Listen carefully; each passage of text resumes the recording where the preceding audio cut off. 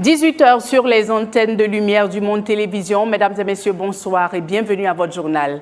À la une ce soir, Marine Le Pen, la chef de file des députés du parti d'extrême droite français, le Rassemblement national, était en visite au Tchad pendant 3 jours. Elle s'est rendue dimanche à l'Assemblée nationale tchadienne où elle a été reçue par son président et sa délégation. Le nouveau Premier ministre du Canada, Mark Carney, a effectué ce lundi 17 mars son premier déplacement à l'étranger. Arrivé en France, il s'est entretenu avec le président Emmanuel Macron. Vous entendrez dans cette édition un extrait de leur allocution. Et en Macédoine du Nord, au moins 59 personnes sont mortes et plus de 150 ont été blessées dans l'incendie qui a ravagé une discothèque bondée dans la nuit de samedi à dimanche. Une enquête a été ouverte sur une corruption potentielle, l'établissement n'ayant pas de licence légale. À suivre dans votre journal. Encore une fois, bonsoir et soyez les bienvenus. Vous faites bien de choisir Lumière du Monde Télévision pour vous informer sur l'actualité africaine et internationale. Mesdames et messieurs, bonsoir et bienvenue à votre journal. À présent, les titres. La RDC se dirige-t-elle vers un partenariat sur les minerais avec les États-Unis? Les discussions sont en cours. Washington apporterait une aide sécuritaire à Kinshasa en échange d'une facilité d'accès à ces minerais rares. Les chefs de la diplomatie des pays du G7 sont réunis au Canada pour discuter d'un possible cessez-le-feu en Ukraine. Pendant ce temps, une délégation de la Maison-Blanche s'est rendue à Moscou pour avoir la réponse de Poutine sur la question. Le gouvernement canadien réplique aux droits de douane de la nouvelle administration américaine en imposant des taxes de 29,8 milliards de dollars sur des marchandises en provenance des États-Unis. Mesure entrée en vigueur ce jeudi 13 mars. Encore une fois, bonsoir et soyez les bienvenus. Le nouveau Premier ministre du Canada, Mark Carney, a choisi la France pour sa première visite officielle à l'étranger. À Paris, ce lundi 17 mars, Mark Carney, par ce choix stratégique, veut diversifier ses alliances et renforcer ses liens avec l'Europe en s'appuyant sur ses deux partenaires historiques. On écoute le président français Emmanuel Macron et le Premier ministre canadien, Mark Carney. La République démocratique du Congo se dirige-t-elle vers un partenariat sur les minerais avec les États-Unis? Rien n'est encore fait, mais des discussions sont en cours. Washington apporterait une aide sécuritaire à Kinshasa en échange d'une facilité d'accès à ces minerais rares. Au Niger, depuis le début du mois de mars, il est impossible, ou presque, de trouver de l'essence dans ce pays producteur de pétrole. L'unique raffinerie, la Soraz, n'arrive plus à satisfaire la demande intérieure qui a explosé depuis plus d'1 an, a reconnu le samedi 8 mars la Sonidep, la société nigérienne de produits pétroliers. Les explications. Toute autre chose à présent, à l'occasion de la journée internationale de commémoration de l'Holocauste, l'ambassade d'Israël en Côte d'Ivoire a organisé le lundi 27 janvier une cérémonie en hommage aux victimes en présence d'autorités ecclésiastiques, ambassadeurs, ministres et amis. L'activité s'est tenue au Sofitel Ivoire à Abidjan, la capitale ivoirienne. Le compte-rendu de Franck Colbert, commenté par Nami Siloué et Mati Kwame. Toujours en religion, nous recevons pour la 3e fois consécutive sur le plateau de votre journal le pasteur Emmanuel Avril, pasteur principal de l'église évangélique de Bordeaux République et secrétaire général de la pastorale de la région Aquitaine des Assemblées de Dieu de France pour notre dernier échange sur l'éthique pastorale. Bonsoir, pasteur. Bonsoir. Comment allez-vous? Très bien, Dieu merci. Super. Aujourd'hui, nous vous recevons pour la dernière fois sur notre plateau. Bon, je ne dirais pas la dernière fois, mais pour parler pour la dernière fois du thème sur l'éthique pastorale. Hier, nous avons abordé un angle également très important, à savoir la crédibilité du serviteur de Dieu. Avant tout propos, pourriez-vous nous faire un rappel de ce dont nous avons échangé hier?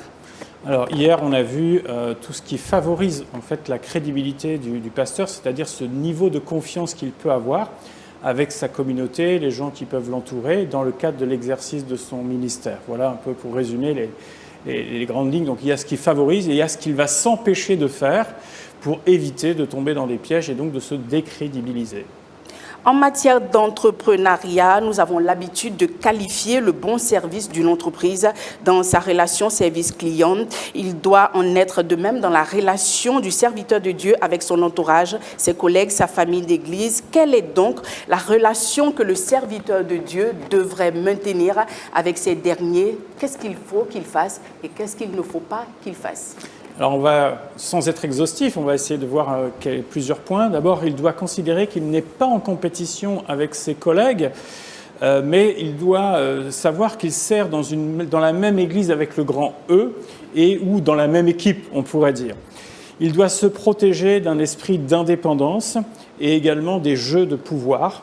Il doit accepter les conseils et les avis aussi des autres.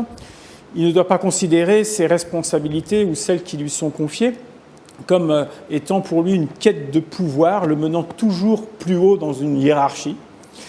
Il doit agir avec intégrité en recherchant à être irréprochable. Et puis, peut-être un dernier point, il doit honorer les mandats qui lui sont confiés, mais aussi doit savoir se retirer lorsque cela est nécessaire. Parlons justement de l'indépendance et des jeux de pouvoir. C'est quoi l'indépendance et les jeux de pouvoir parlant d'éthique pastorale? Alors, l'indépendance, c'est vouloir s'isoler pour pouvoir faire ce que l'on veut. Or, justement, le service auquel est appelé un serviteur de Dieu, ce n'est pas pour faire ce qu'il veut. C'est pour servir les intérêts de Dieu dans le cadre qu'on a déjà spécifié ensemble. Donc, rechercher l'indépendance, c'est forcément aller s'égarer, se mettre sur une voie d'erreur. Ensuite, ne pas chercher à user de jeux de pouvoir, c'est en fait ne pas se servir de son influence, de l'influence qu'on peut avoir, de manière néfaste, comme par exemple si un projet naît dans une communauté à côté auquel on n'a pas pensé ou qui est fait avant que peut-être on aurait souhaité nous le faire et puis c'est un autre collègue qui le développe, eh bien c'est pas chercher à nuire à ce projet puisque l'important c'est qu'il soit fait. Donc on ne se sert pas de son influence pour essayer de casser quelque chose qui au final vient de Dieu. Et ça, ce n'est vraiment pas du tout intéressant dans la relation qu'il entretient avec son entourage. Le pasteur ne doit pas considérer les responsabilités qui lui sont confiées comme une quête de pouvoir, le menant toujours plus haut. Qu'est-ce que cela veut dire, pasteur? Alors, un serviteur de Dieu doit comprendre qu'il doit être à la place où il doit être, ni plus ni moins. Jésus a aussi bien servi dans les grandes villes que dans les villages. Il a aussi bien servi auprès des foules que d'une personne individuellement. Et donc, le serviteur de Dieu est au service de Dieu. Si pour un temps, il est dans une métropole prospère, eh bien, merci Seigneur. Mais si demain, Dieu l'appelle à aller peut-être à l'intérieur d'un pays ou dans un endroit un peu plus reculé pour implanter une œuvre, merci Seigneur aussi. On ne doit pas viser forcément tout ce qui est le plus en termes de nombre, en termes de notoriété, en termes de tout ce qu'on peut brasser comme activité, mais on doit être là où on doit être. Et que ce soit dans une petite église, une grande église, un ministère peut-être un peu plus caché, ou alors plus en vue, peu importe, on doit être au service de Dieu et non pas au service de ses propres intérêts ou des quêtes qu'on pourrait avoir à titre personnel. Être au service du Seigneur, qu'importe tout ce qu'on peut amasser sur cette terre. Pour maintenir de bonnes relations dans son ministère avec le peuple de Dieu, avec son entourage, un élément est capital, l'intégrité. Quelle est la définition de l'intégrité selon la Bible? Alors l'intégrité, c'est être honnête. C'est être honnête et garder une même ligne de conduite, c'est-à-dire ne pas être versatile, ce qu'on pourrait dire être droit en fait. Donc, c'est vraiment avoir un cœur qui est dévoué, honnête envers le Seigneur, et puis ne pas dévier en fait de ce qui est bon et juste. Donc, ça, de cette manière, on développe ce qu'on appelle l'intégrité de cœur. Et justement, comment reconnaître qu'un pasteur est intègre, irréprochable dans ses voies? Alors, on reconnaît le fruit à son arbre, tout simplement. Et donc, il y a la notion de temps qui rentre en jeu à ce moment-là. Parfois, à court terme, il peut y avoir ce qu'on appelle un succès apparent. Mais la vraie trace qu'on laisse, c'est ça qui est le plus important. C'est-à-dire qu'après le passage d'un serviteur de Dieu, qu'est-ce qui se passe? Quels sont les fruits qui restent, qui demeurent dans la vie des personnes? Est-ce que tout tournait autour de sa personne ou est-ce qu'il a vraiment construit quelque chose dans la vie des gens? Et ça, c'est important, c'est le fruit qui reste après le passage de quelqu'un. Est-il possible de trouver un serviteur de Dieu irréprochable? Est-il possible? Alors, irréprochable dans le sens parfait, ça n'existe pas, ou quelqu'un qui n'a jamais fait la moindre erreur, ça n'existe pas. Par contre, irréprochable dans le sens biblique, ça veut dire qu'il ne soit pas pris dans une faute, on pourrait dire dans une faute grave. Voilà, l'imperfection, tout le monde la comprend. Mais par contre, qu'il ne soit pas pris la main dans le panier dans quelque chose qui serait honteux, par exemple, dans des mauvaises affaires, ou, comme on l'a déjà vu sur ce plateau, dans quelqu'un qui par exemple, qui exerce mal la justice ou quelque chose comme ça. Donc, c'est possible d'être irréprochable dans ce sens-là, mais dans le sens de perfection, c'est pas possible. Pasteur Avril, nous arrivons au terme de notre entretien. Votre mot de fin. Il doit vraiment considérer à la fois sa famille d'église, considérer qu'elle est importante et qu'elle est pour lui un autorégulateur, c'est-à-dire que la communion avec ses collègues doit l'aider aussi à se repositionner à titre personnel, d'où l'importance d'avoir une famille spirituelle et de considérer sa famille spirituelle. Merci, Pasteur Avril, d'avoir développé avec nous le thème sur l'éthique pastorale. Vraiment, ce fut un plaisir. Merci à vous. Je rappelle que vous êtes le pasteur principal de l'Église évangélique de Bordeaux République et le secrétaire général de la pastorale de la région Aquitaine des Assemblées de Dieu de France. Merci encore, Pasteur, et à très bientôt. Et voilà, c'est la fin de ce temps d'information préparé par l'ensemble de la rédaction de Lumière du Monde Télévision. Merci de l'avoir suivi. Bonsoir.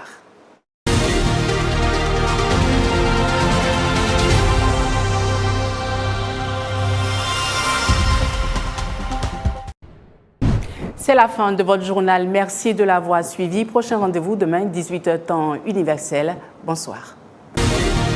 Excellence Matthias Veltin est l'ambassadeur d'Allemagne en Côte d'Ivoire.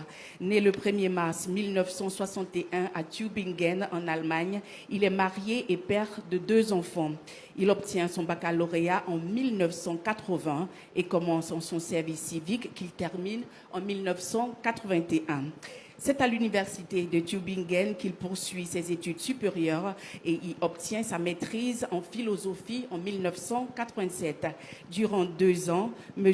Matthias Veltin suit une formation préparatoire au niveau supérieur du service diplomatique de 1988 à 1990 avant de faire ses premiers pas en tant que diplomate de la République fédérale d'Allemagne, aussi bien au sein de son ministère de tutelle que dans ses représentations à l'étranger.